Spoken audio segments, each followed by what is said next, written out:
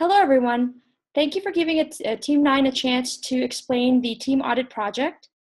Today, Team 9, whose members include Jess, Mawish, Mike, Monique, and Kate, will go step by step to explain our process of coming up with the team audit project.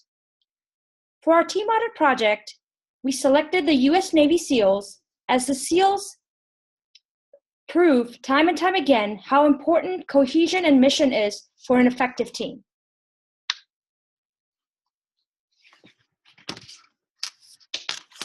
As you can see, U.S. Navy SEALs are up for any challenge in their way, and this is not possible without an effective team that clearly communicates and is transparent, respectful, and mission critical.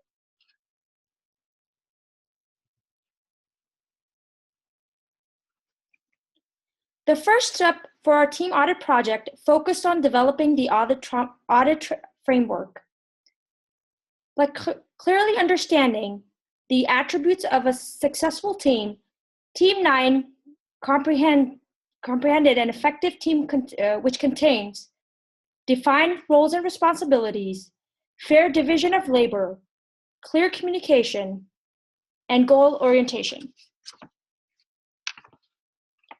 Furthermore, respecting everyone on the team and holding all members accountable.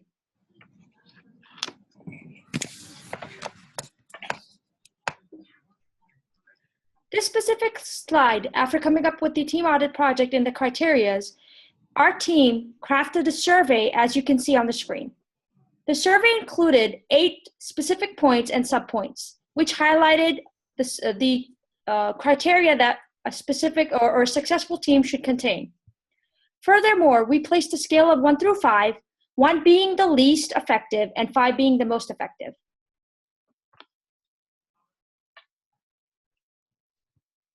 Each step was a building block in showing high-performing teams. Next, I'm going to hand it over to Kate, who will explain how we selected our team. Thanks, Mawish. So the selection of the Navy SEAL team was determined by our multi-attribute utility model, comparing the following criteria that you'll see on the model on the next slide. So for at least 2 current articles found about the team, there's a relative weight of 40%. Number of Facebook likes, a relative weight of 15%, with a number of participants with a relative weight of 10%, valuation with a relative weight of 15%, and the team success within the 2 years, relative weight of 20%. And we did this for the Chicago Cubs, the Cleveland Cavaliers, Amazon Prime, Navy SEALs, and the U.S. hockey team. So each performance score was based on the importance of the issue, where 0 was the worst, 100 was the best, and the relative weight was factored in to measure the success of the team. So on the next slide, you'll see that the 1980 U.S. hockey team received the lowest score of 100, where the 2 articles weren't found, where their development and only case studies were available, where it had about 100,000 Facebook followers. So estimate value may be perhaps unknown, and then dubbing the phrase miracle on ice, but because of the lack of information on the team, it was difficult to determine the team's performance. The Chicago Cubs received the 4th highest with a score of 6750, where at least 2 articles were found, but the team didn't release much information on performance methods.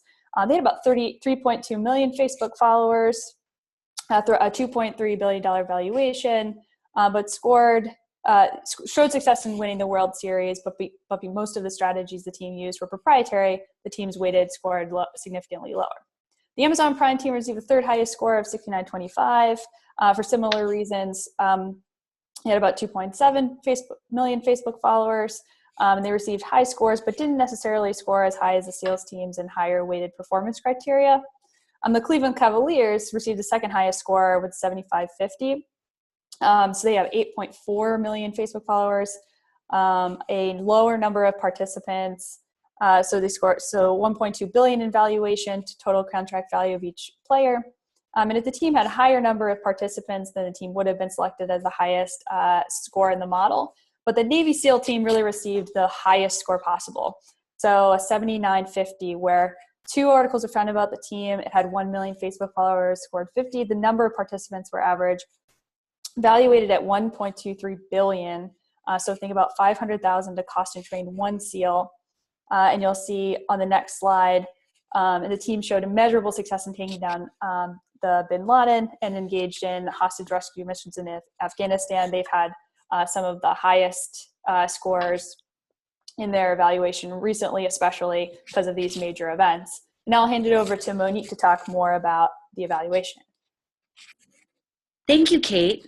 So we'll look at teams. The Navy SEALs training breeds a strong culture of fundamental attitudes and loyalties that produce an action-oriented mindset.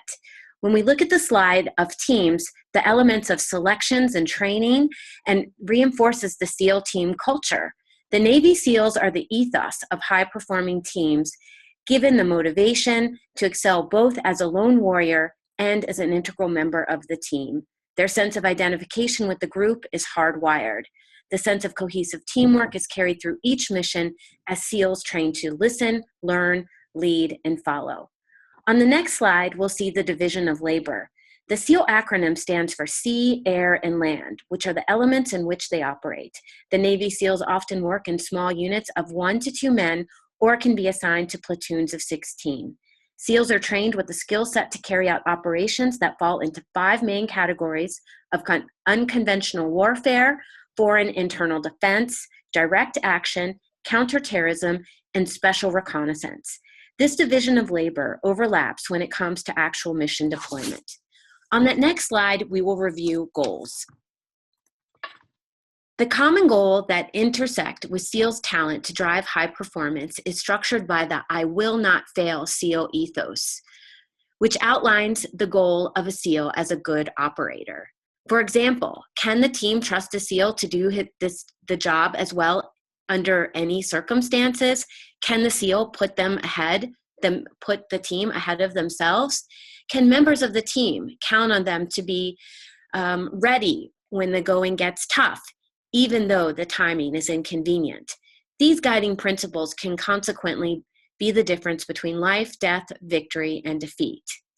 When we look at the slide on interpersonal relations, this is paramount to the success of high performance of our Navy SEALs.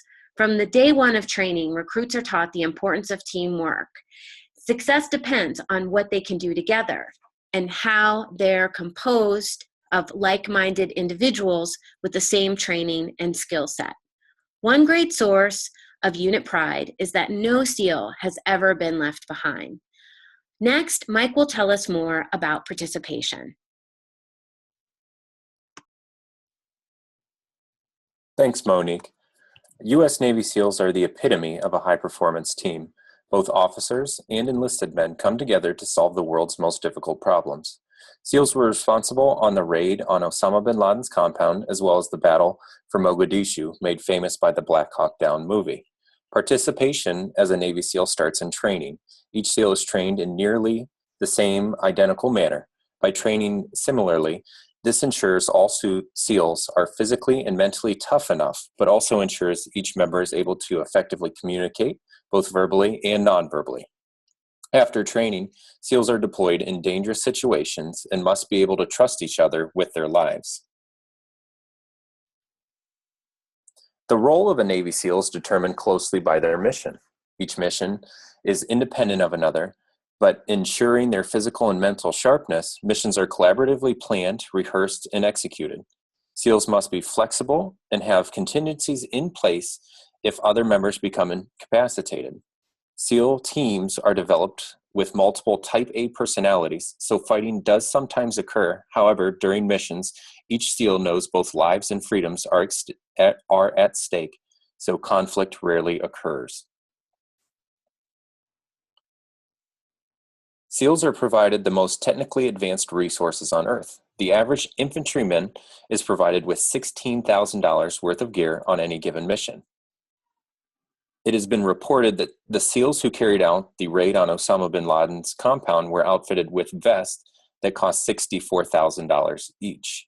They also flew on classified Black Hawk helicopters estimated at a worth of over $30 million each. Each individual SEAL is compensated well too. Each enlisted SEAL earns the E9 pay grade. This is the highest enlisted grade in the Navy, The average pay in the Navy is $35,688 per year. Enlisted SEALs can make as much as $139,000 per year, and officers as much as $274,000 per year. Okay, over to Jess for a conclusion. Thank you. Overall, as outlined throughout Team 9's thorough audit, the Navy SEALs embody the key characteristics of a high-performance team. Their commitment to a shared purpose and goals as a human warrior and hardwired throughout the rigors of SEAL basic training. The interdependent approach and process of working together is a SEAL synergy that literally leaves no man behind. SEALs embrace shared accountability. The lives of my teammates and the success of our mission depend on me, my technical skill, tactical proficiency, and attention to detail. Finally, mission and team-driven, Navy SEALs performance, norms, and expectations are uncompromising and steadfast. Overall, it is clear that the SEAL teams have the needed skill set and out-of-the-ordinary expertise to defend those who are unable to defend themselves. Hoo-yah! Thanks, everyone.